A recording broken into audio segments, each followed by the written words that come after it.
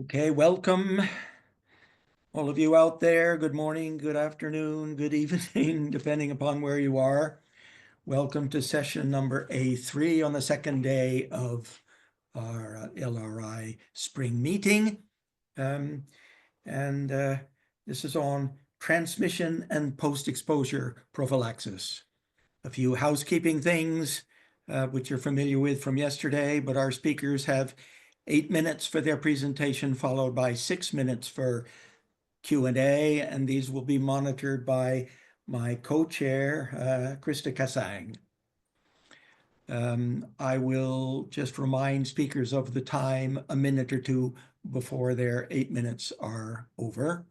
And I think we can go to the first presentation now, which is by Mr. Nand Lal Bastola from Nepal, and his talk is on effectiveness of ongoing single-dose rifampicin post-exposure prophylaxis, SDR-PEP, implementation under routine program conditions, an observational study in Nepal. Over to you. Namaste and warm greetings from Nepal. I'm Nand Lal Bastola, and I'm delighted to welcome you to this presentation. Today, I'm excited to share findings from our observational study assessing the effectiveness of single-dose rifampicin post-exposure prophylaxis when implemented under routine program conditions. This is different because this is under routine program conditions. This research was carried out between 2022 and 2024 across 4 districts in Nepal. I have the honor of presenting on behalf of collaborative team that includes NLR Nepal, READ Nepal, which is the organization of the persons affected, PyRAMID, and the government of Nepal, that are our valued partners in this important initiative. Despite progress, Nepal continues to report over 2,500 new leprosy cases annually. SDR-PEP, a single-dose rifampicin chemoprophylaxis, has demonstrated promising results in reducing the transmission during controlled trials. However, evidence from routine program settings was limited. Therefore, our study seeks to address this knowledge gap by evaluating SDR-PEP's practical impact in real-world settings.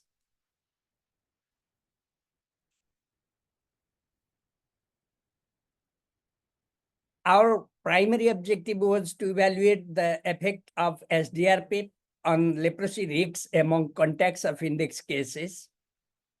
We also aim to explore population labor trends and compare incidence patterns between intervention and comparator districts over 7-8 years.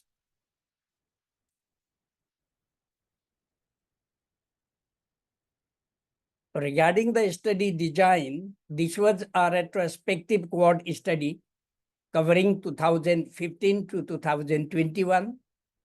The intervention districts were Japa and Morang, where SDR-PEP was administered routinely. The comparator districts were Sunsari and Udaipur. The difference between intervention and comparator districts was there was no SDR-PEP implementation in the comparator districts. A total of 28,453 contacts were screened, including 14,000 plus contacts per arm. We assessed the effect sizes using Kaplan-Meier survival analysis and Koch's professional hazards models.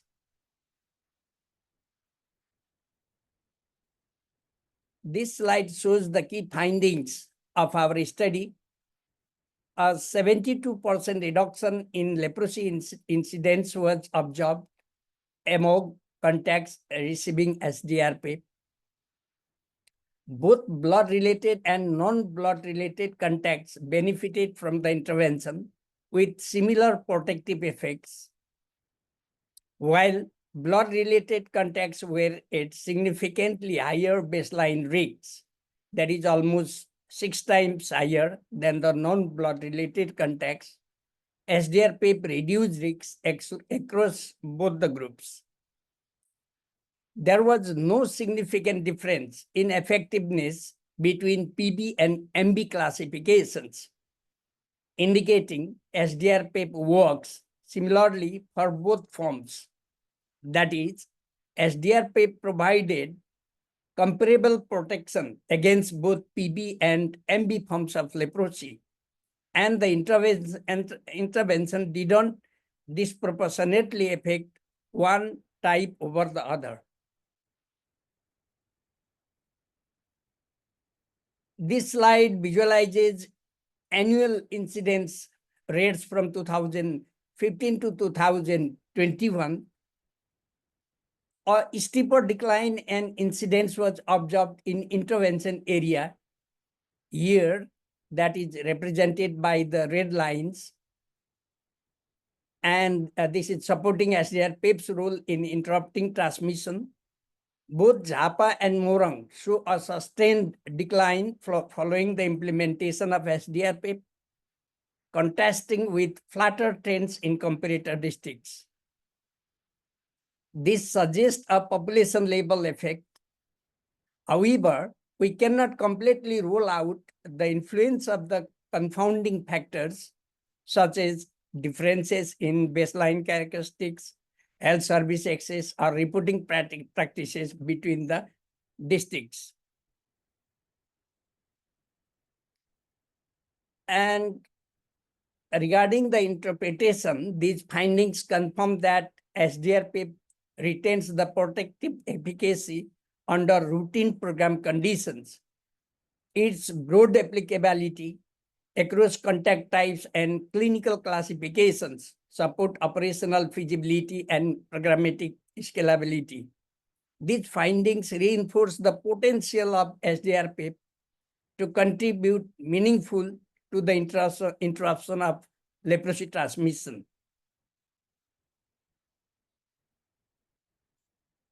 Concerning the limitations of this study, this was a non-randomized observational study which limits causal inference.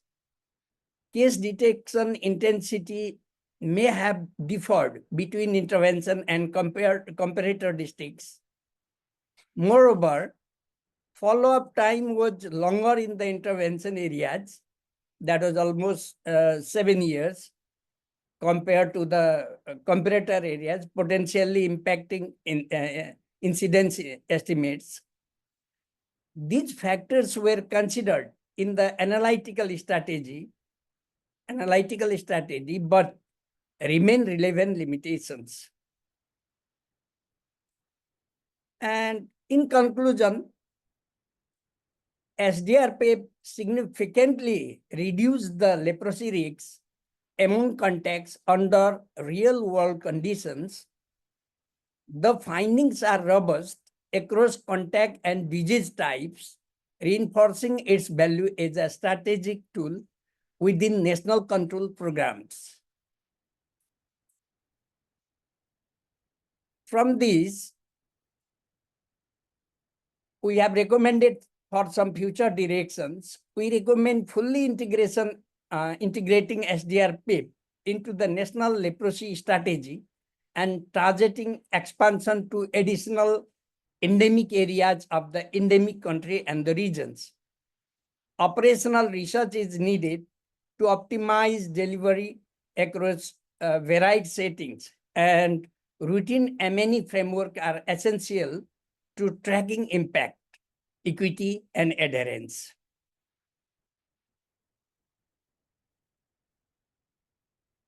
We acknowledge support from the Leprosy Research Initiative, NLR International Office, FairMed, organizations of persons affected, our academic partners, ITM, NTREP, and local government health offices.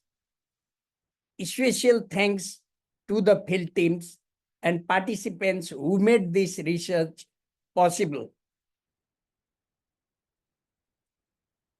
this work builds upon existing evidence from LPEP that was run in Nepal from 2015 to 2018 and chemoprophylaxis trials. The references include landmark studies on SDR, contact risk profiling, and programmatic evaluations. The details you can find in our recent publications in PLOS NTD. And thank you for your listening. Thank you very much.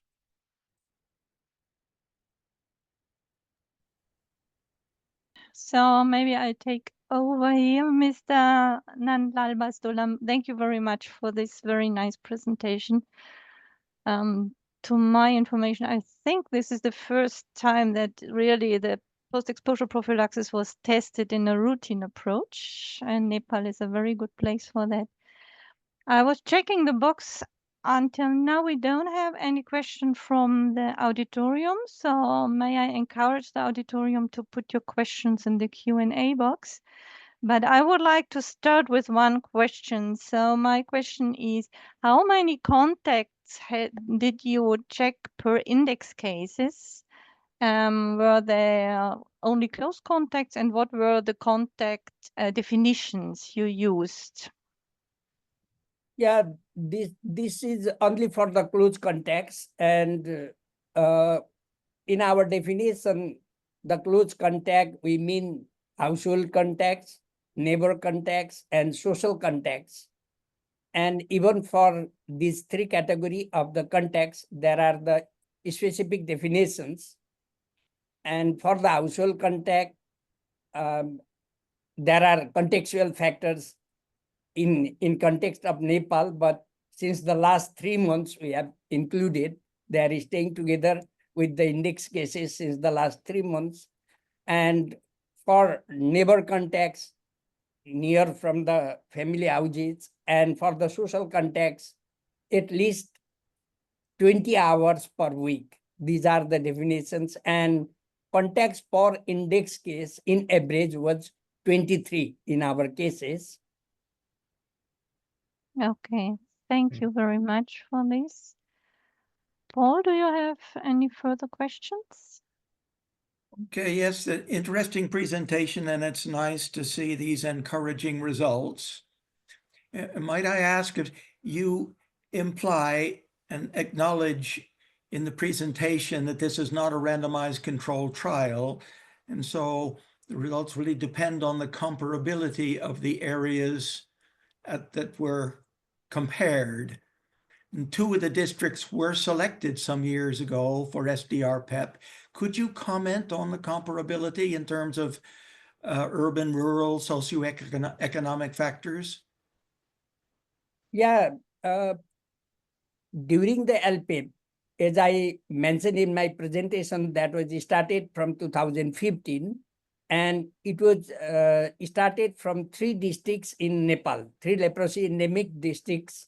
During that time,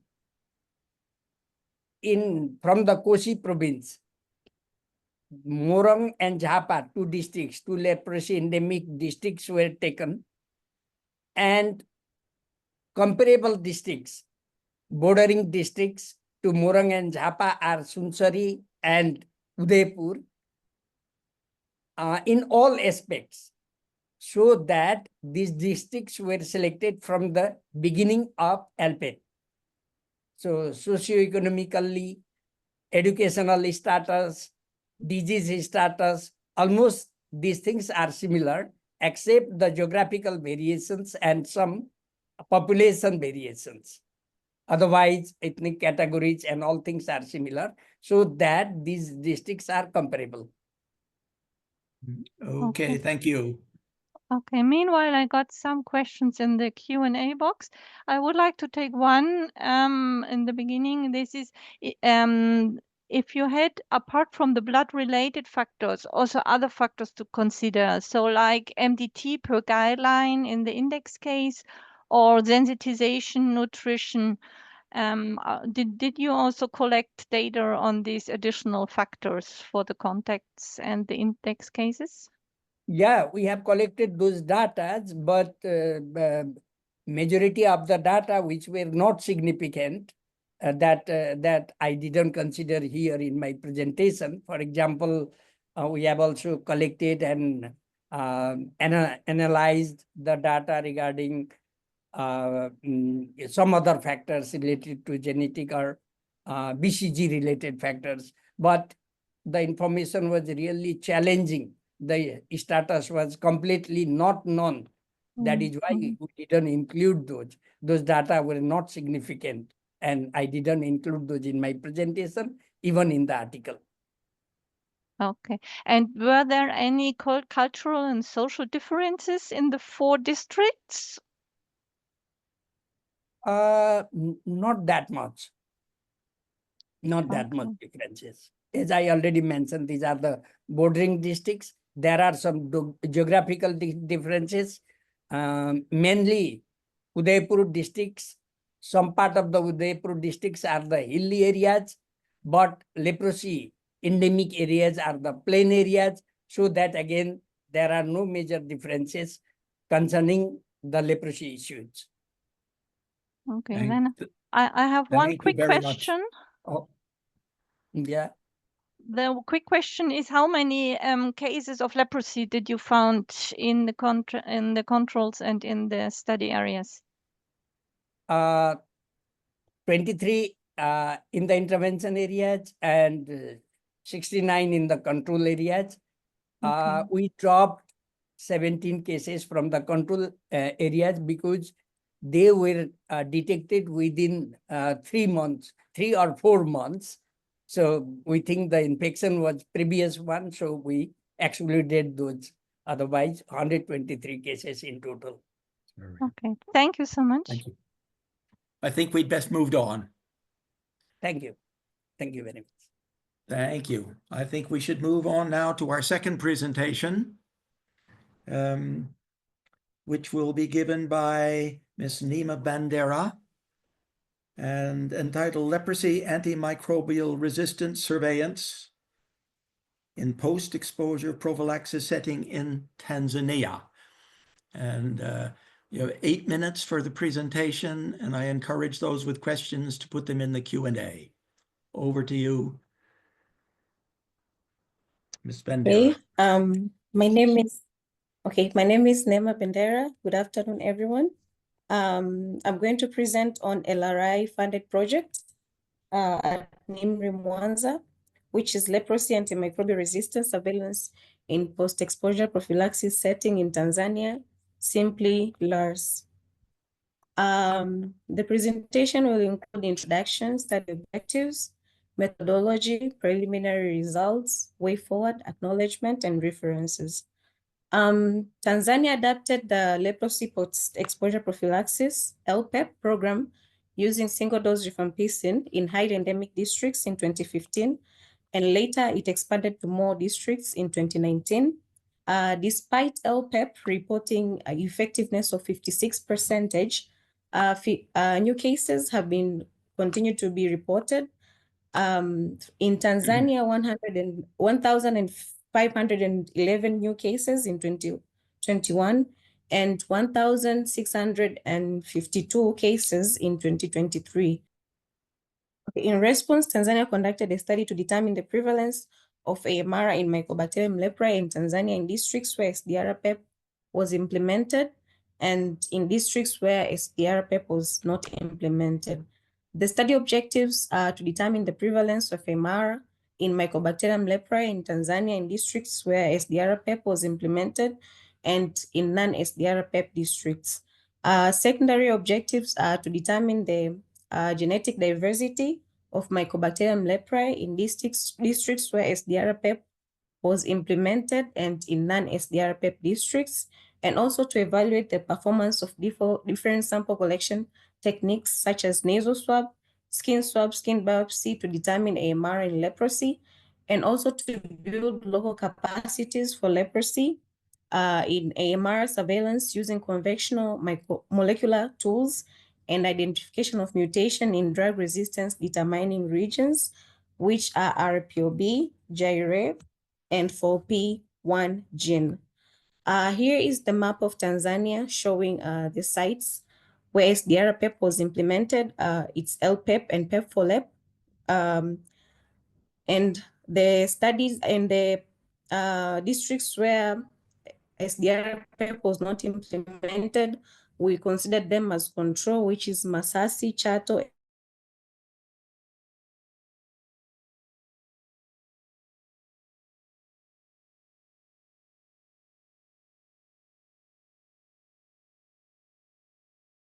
map. Suspects from the districts and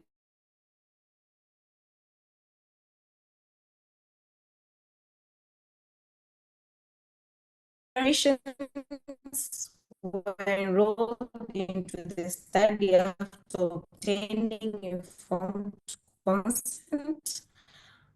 Sample collection would then take biopsy, skin slit smear, and nasopharyngeal swabs. This is the summary of what we do in the laboratory. We actually do DNA extraction using CAMP UCP pathogen kit, and then the DNA is reported and shipped to Colorado State University for external quality assurance, and we continue with detection of Mycobacterium leprae using qPCR, which is biomim field portable qPCR done by Hain test. And in Colorado, they do RLEP qPCR as a control by using Biorad instrument and whole genome sequencing for genotyping and drug resistance susceptibility. After we have compared results from CSU and IMRI Mwanza, that's when we report results to clinicians. Preliminary results, out of 248 individuals enrolled, 130 were male and 118 were female. Out of 184 biopsies extracted, 75 samples tested positive for Mycobacterium leprae. Out of 75 DNA samples screened in Mwanza and Colorado, 4 samples showed mutation on FOLP1 gene, indicating resistance to dapsone. No rifampicin resistance has been identified so far in both laboratories. And in genotyping, whole genome sequencing, in Colorado, a total of 7 genotypes were sequenced, and additional 11 are under sequencing. The genotypes circulating in Tanzania are 1D Malagasy from Madagascar, 3L from Egypt, and 1B from Yemen. 1D Malagasy was found in 2 samples in Morogoro and 1 sample from Mtama. 3L from Egypt, which was found in Morogoro, DC, and Chato. And 1B in Middle East Yemen was found in Morogoro, DC, and Mvomero. Challenges encountered. The study initially started during the pandemic, which affected the pace of the study. We encountered mechanical challenges with the Sanger sequencer that delayed sample processing. The study was initially set to enroll self-reporting cases, but due to stigma, we had to adapt door-to-door screening and community camps, which proved to be expensive. Way forward, the remaining samples will be processed by Ms. Neema Bendera as part of her PhD.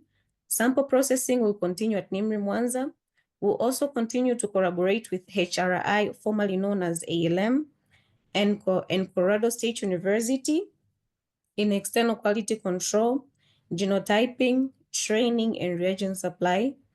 We are in the process of finalizing the manuscript based on obtained results after the completion of sample analysis, and it will be titled Antimicrobial Resistance and Genotypic Profiling of Mycobacterium leprae in SDR-PEP and non-SDR-PEP districts in Tanzania.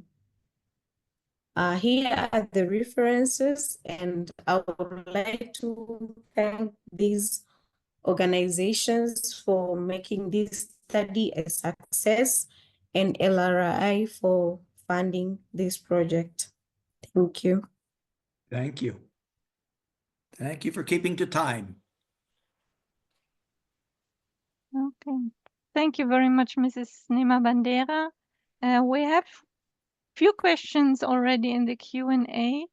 The first question is, how how do you address the possibility of infection with multiple strains of M. leprae, which may lead to missing antimicrobial resistant phenomenon in case there is a resistant strains? So when they are infected with different multiple strains, do they show up as AMR cases?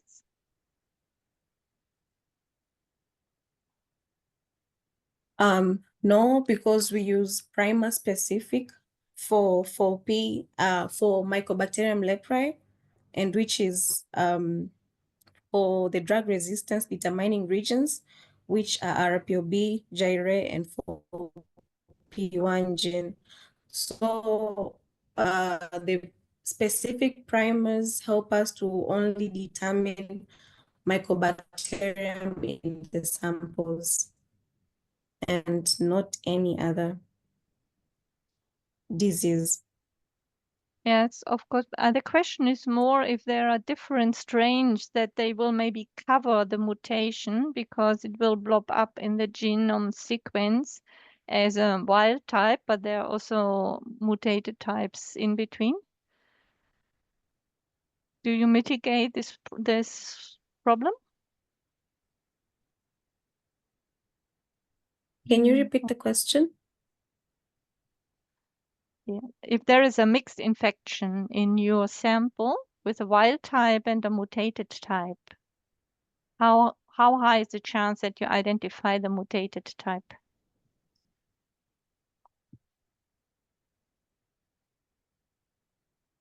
The chances are higher because the primers, as I said before, the primers are specific to the regions that responsible for mutations. So we don't check for the wild type, but we check for the mutated samples and we compare them to the wild type ones. Okay, thank you so much. And there is another question. Do you relate the cases that receive SDR with leprosy cases and resistance? So the cases who show up, are they received SDR-PEP before they were infected, or are there just new cases who popped up in the areas?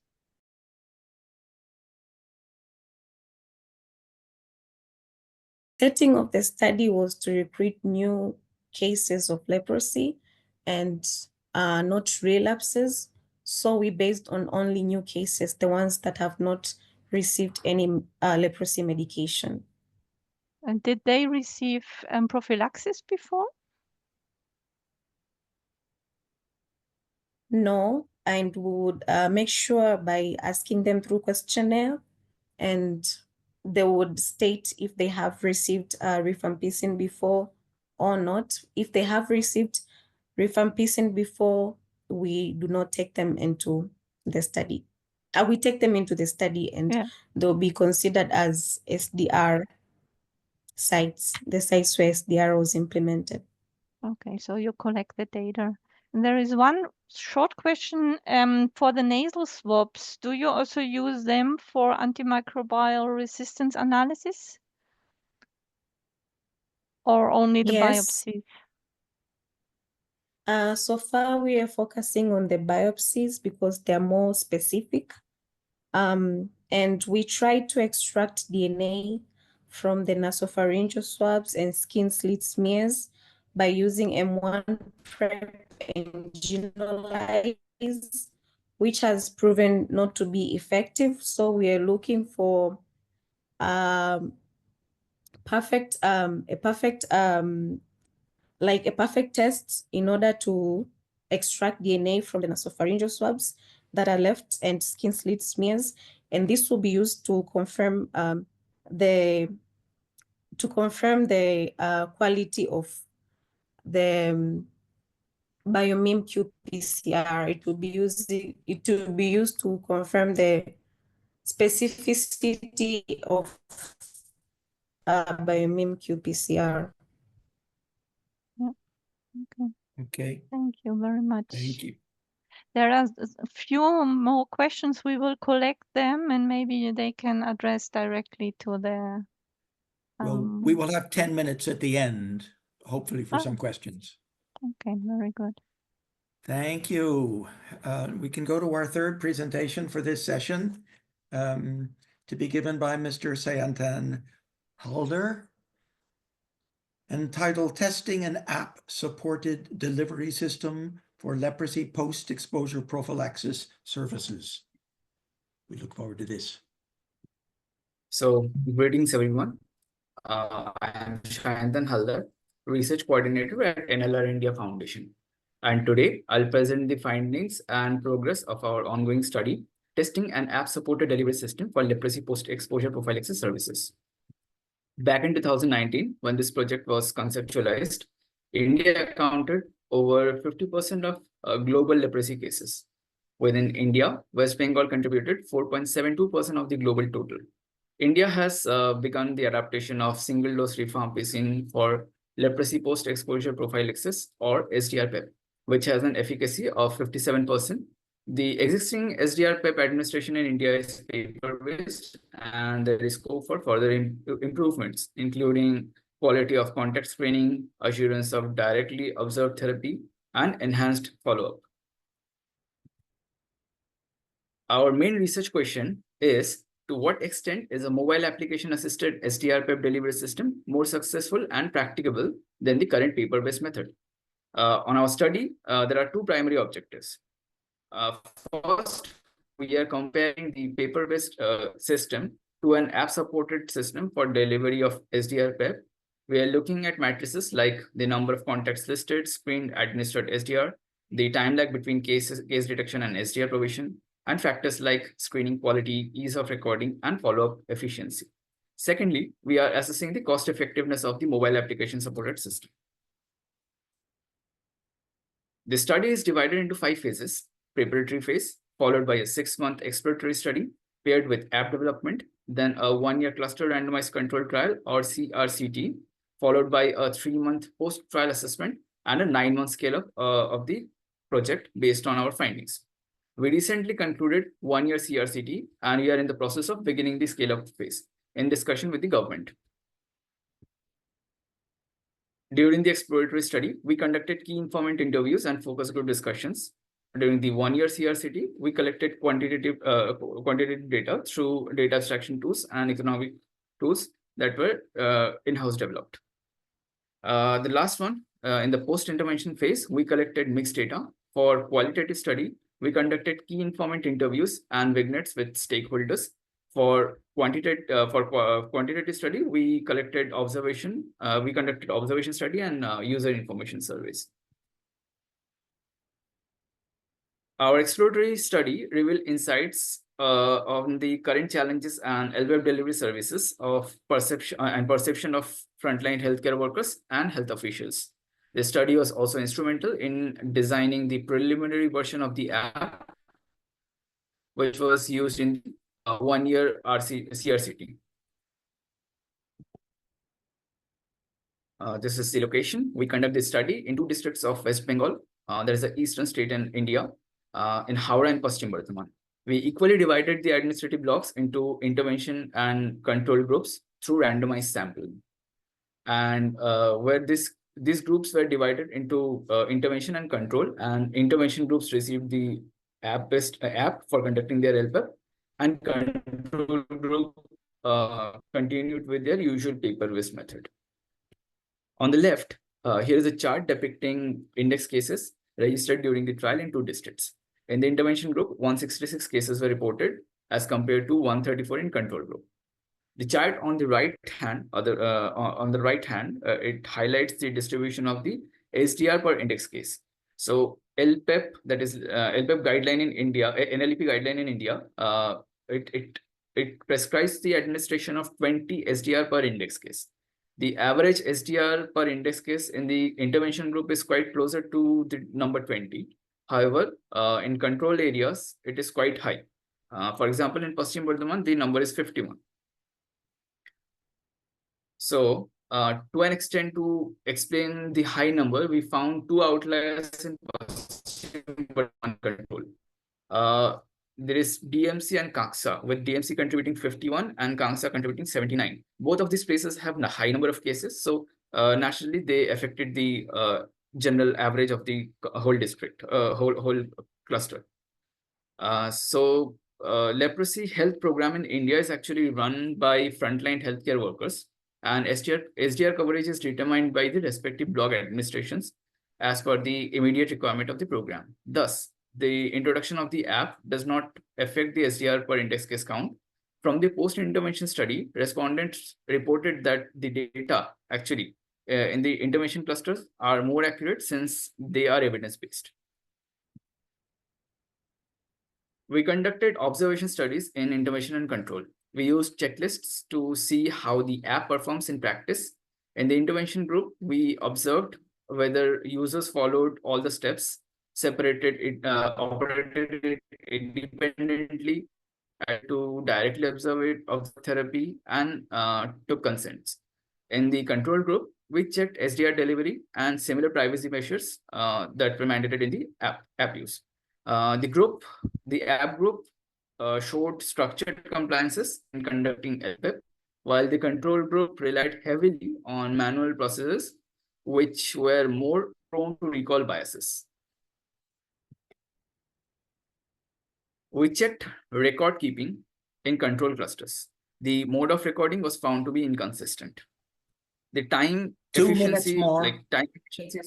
time efficiency is a critical criteria. We try to determine the time each process takes. Here are the time taken for different processes into districts.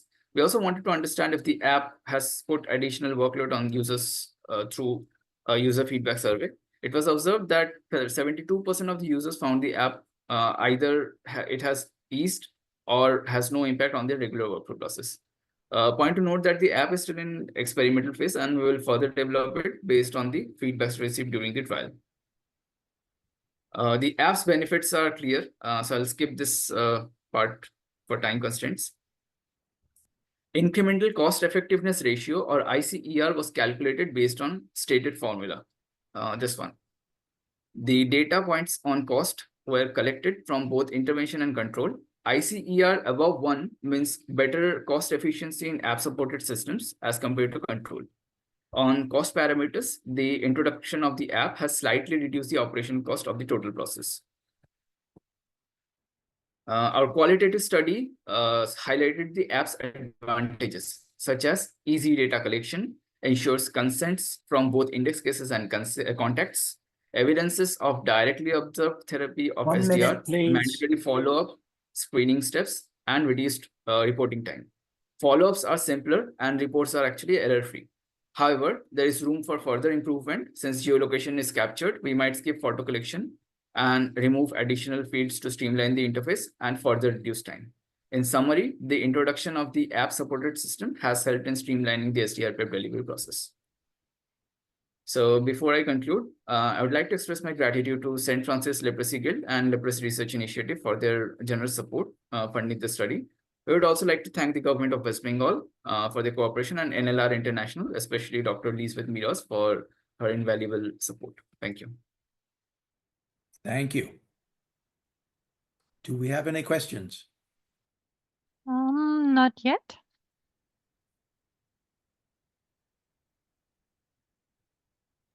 Paul, would you like to address the next one?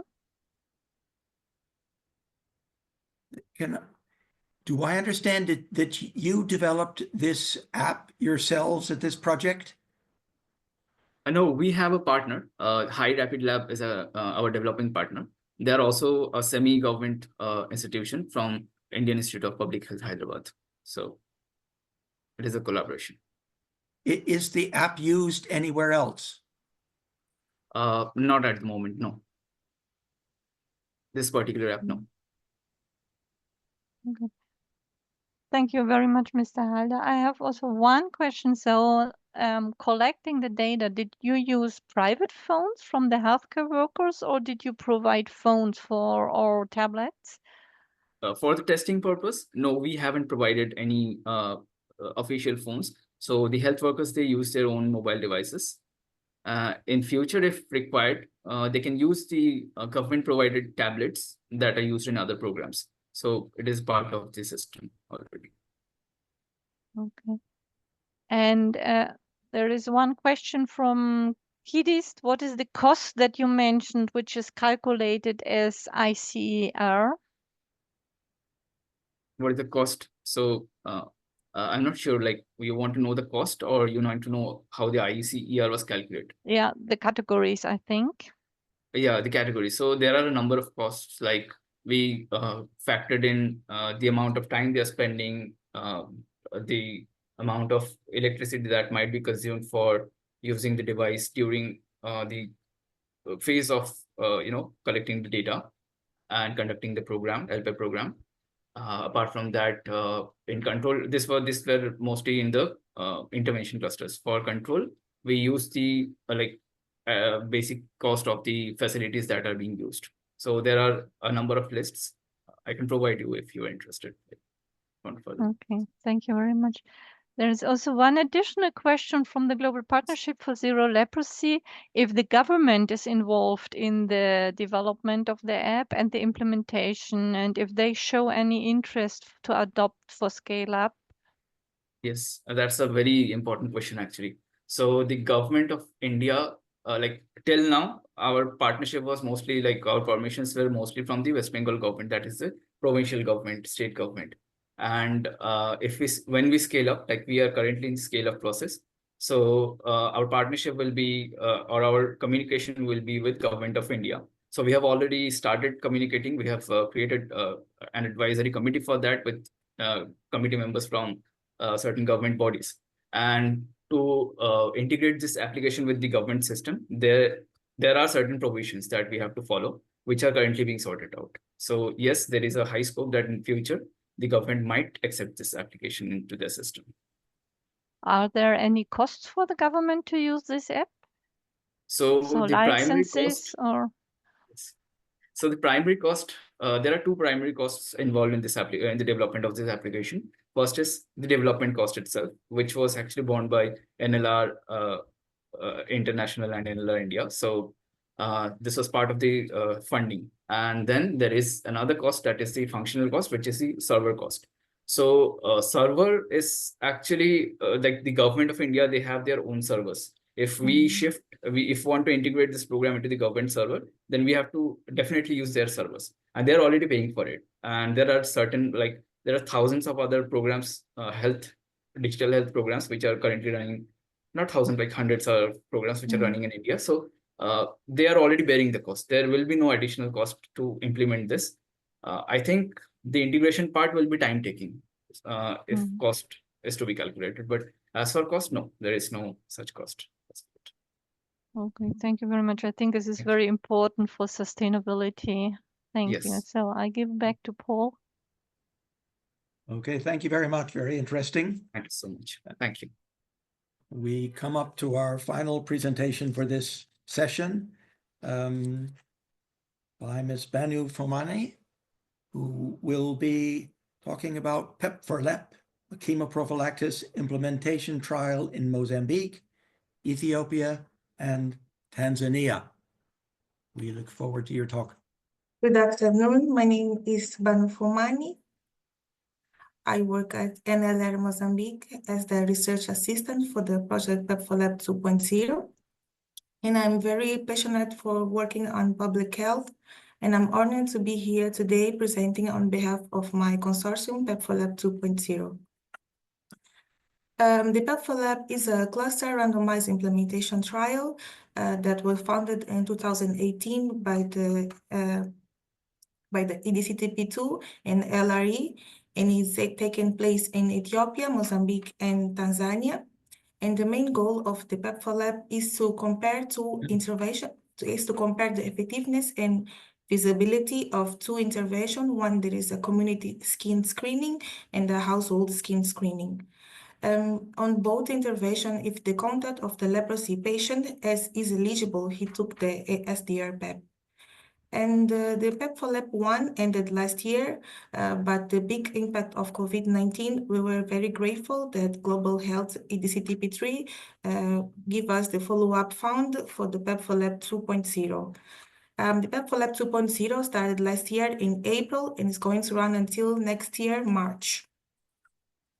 On the skin camps, we bring the dermatological healthcare close to the community, and we also do those skin camps in the community. On the skin camp, we invite 20 houses around the patient that has leprosy, and they are screened for skin disease, including leprosy. And if they are diagnosed with other skin disease, we give them the medicine for other skin disease. And the identification of the leprosy patient is not exposed on the skin camp.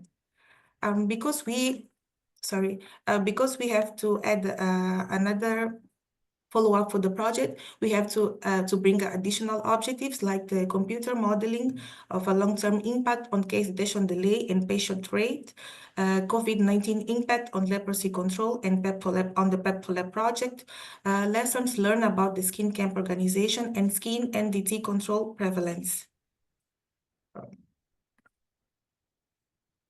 As I said, we have two interventions. One there is on community, and another one there is on household.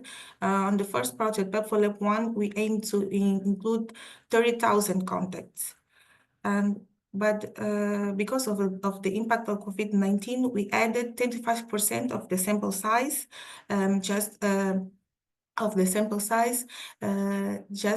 we can make up for the delays on the COVID-19 and still be able to use that information on the case detection, delay. That is one of our main outcome of the project. Now I'm going to present some preliminary results. 25,000 contacts were included on the project, and 90% of them were screened and eligible to take the SDR-PEP.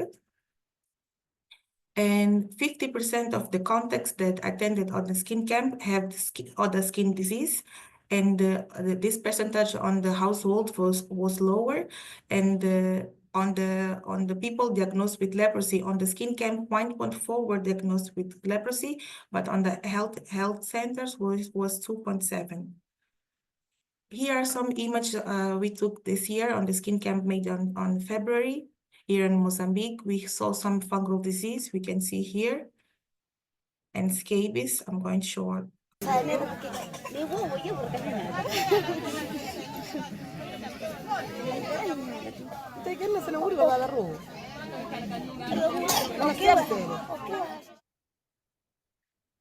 Yes, on case detection delay, the hypothesis was that the case detection would go down when we started actively searching for new patients, but because of the missing patients that live on remote areas and places that have limited access to healthcare, the number, it was the opposite, the number goes up. And on the household, the number of case detection delay is lower, also the number of new cases diagnosed with leprosy. We have some studies ongoing, just like the acceptability study that we use the COBO collect and do an interview on 3,068 contacts, all of them with the ages below 18, and 96% of them said that they are going to come to the skin camp if they were invited, and the presence of SDR-PEP and other skin medicines was motivated to the people to come to the skin camp. We also collect the qualitative data on this research, and here we can see my colleague Ibrahimo was doing the focus group, and on other photo there is my research assistants that are working on transcribing the audio records from the study. We also have the cost effectiveness study. There is the data collection is still ongoing, and the variation we've seen between the countries and the remoteness of the location of the study, and also the research cost is still included on this cost effectiveness. We have some challenges on the project, just like the COVID-19, medication shortage, transfer of trained health technician, rainy season, flooding, and political unrest. An example is that here in Mozambique, we stopped doing the skin camp because of the political unrest after the national election here. And an active example is that we needed to print another color of the red card. We can see here The red card is the card that we give to the patients that took the rifampicin, but because of the political ruler here in Mozambique have the same color, we needed to print this card for another color just because the people doesn't want to be associated with the party here. We have some strains on the project that is the number of people that are diagnosed. That are diagnosed with skin disease, or including leprosy. Integrated screening combined with leprosy prevention is feasible, and we also do checking for infants for malnutrition, and we also educate the population here on the hygiene and cholera. And we also do the capacity strengthening of health staff and research that work on the project. I would like to say thank you.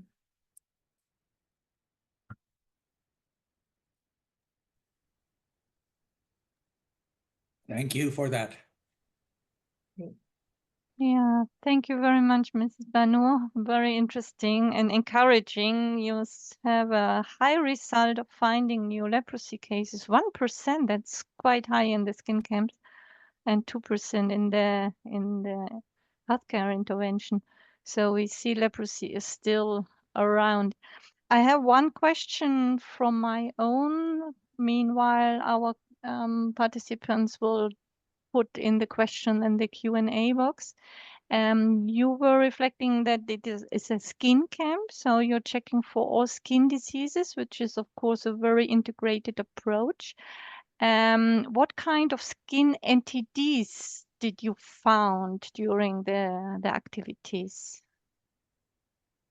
Despite scabies, which we already saw. Yeah, we have a lot of scabies. We have some ulcer, Buruli ulcer. We also found last year Buruli ulcer.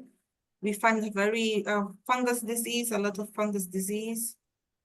But I have because I can share it. We have them specifically. I can share with you. Okay. And because I think it is very important that we continue to work integrated also with the other skin entities. There was just a conference, a WHO conference in Geneva on the skin entities. Lymphatic filariasis, did you find that as well? Yes, we found. Okay. Yeah. Yes, because there's some disease that we just reference them for the health center. The lymphatic disease is also one of them. Okay. Then we got one question from Dr. Arup. Which strategy do you consider more cost-effective out of these tools? I think these are preliminary results because the site studies are still ongoing, but do you have any idea already? Because of the number of people that are mobilized for doing the skin camp, we can say that the skin camp is more expensive, but also the number of people that are diagnosed with leprosy and other skin disease is higher on the skin camp. So it's an expensive intervention, but is more effective. Okay, thank you very much. Paul, do you have additional questions? Very interesting. The proportion of individuals with skin diseases is much higher in the skin camp group than the contact group. And yes. I guess it's because you advertise this, that you're looking for all skin diseases. And I wonder if people even come forward beyond those 20 households. They're attracted by this this offer. Yes, some people came to the skin camp without invitation, but we only screen them and include in the project the people that have the invite, because we need the people that are around the index patient. The difference between the number of people that are diagnosed with skin disease in the skin camp on the household is because sometimes on the skin camp we bring the dermatological there. So they are more specific to diagnose those skin diseases. The health technician doesn't have much knowledge on the other skin disease. Interesting. But in case there is a medical issue, you also screen people without invitation card, or when they show up with medical issues? Yes, we also screen them, but we don't include that on the project. We keep it apart. So you don't collect the data? No. Okay. There Only is on one question from Françoise Portales. In which country did you identify the Buruli ulcer case? Which you here in mentioned? Mozambique we found. Oh, okay. Is Mozambique known to be a Buruli site? Sorry? No. Just like we said, because of this missing patients that we don't map them, we don't know that there exists. But when we bring the skin camp there, we found one of them. It's not very common, but we found. Okay. Yes, so far we don't have further questions in the box. Okay, thank you. Thank you very much. According to our timetable, we now have an additional 10 minutes for any questions there might be about any of the presentations. I wonder if there are some in the Q&A. Yeah, I have one which we could not address to Mr. Nand. There was a question if you mentioned especially the blood-related versus the non-blood-related relatives. So there is a question in the box if you think that the SDR effectiveness in blood relatives is greater or is lower, because it seems that you're pointing out that it's equal in your study. Yeah. The risk of getting leprosy is more in the blood-related context, whereas efficacy of rifampicin is equal in our study. Yeah. Is equal. And what did you expect it? Did you expect this, that it's equal, or is No. it a... It was not expected, but it shows that, because if we go through the previous studies, even for the collab, the finding is little bit different, but in our case, the sample size is quite high. So it shows that there is no major difference between blood-related and non-blood-related contacts, and rifampicin works in a similar way. Okay, thank you so much. There is another question to your study. It is if you could explain a little bit better, what do you mean with routine approach? So a routine approach means it is a rolling intervention rather than providing the rifampicin once at a time. So in our regular leprosy control program, SDR-PEP is included. Another thing is SDR-PEP is included with the contact tracing approach. Contact tracing program was existing in Nepal since 2008. And from 2015, PEP program was started, but it was on the top of the contact tracing approach. So under the regular leprosy program control program, SDR-PEP was included, so that it was the routine program. As I already mentioned, it is the rolling intervention. okay, so that means also that the national program is doing that and not the ILAB partner themselves. ILAB partners are supporting, but it is owned by the National Leprosy Control Program. Our government has developed the guideline for PEP interventions and everything. Okay. Then I have one more question for Mrs. Neema. Are you still online? Yes. Yeah, okay. Dr. Neema, there's the question about the inclusion criteria of the cases you included in the study. So what were the inclusion criteria for that? Inclusion criteria included new cases, the ones that have not received multi-drug therapy ever, and also children aged 3 years and above, and that was it. Okay. Did you took also biopsies from skin from face or only from other parts of the body? So we didn't take biopsy from the face. We took from Mhm. other parts of the body and not from private parts also. We didn't take biopsy from the private parts. Mm. And how did you organize the shipment for the samples? So samples were firstly collected at the field site, and they were stored in 70% alcohol, and they were stored in freezers with minus 20 degrees centigrade. Then we would go and collect them from the field area and ship them to Nimri Mwanza at the same conditions, minus 20 degrees centigrade. Okay, thank you so much. Very helpful. There is one question from Wim van Brakel also to your study is, do you know what proportion of those you tested had received rifampicin, single dose rifampicin before? Is there any case which you have tested who got single dose rifampicin before? Yes, and I'll come because I represented just preliminary results. So that's it. That is included in questionnaires. And in the next presentation, I will include everything after we have analyzed all the samples and all the questionnaires. But there were some cases that received single dose rifampicin because they had patients living in their houses, so they were contacts. Mhm. Okay, Yep. thank you. So for now, we don't have the analysis yet, but it will come soon, and we can get the information then. Okay.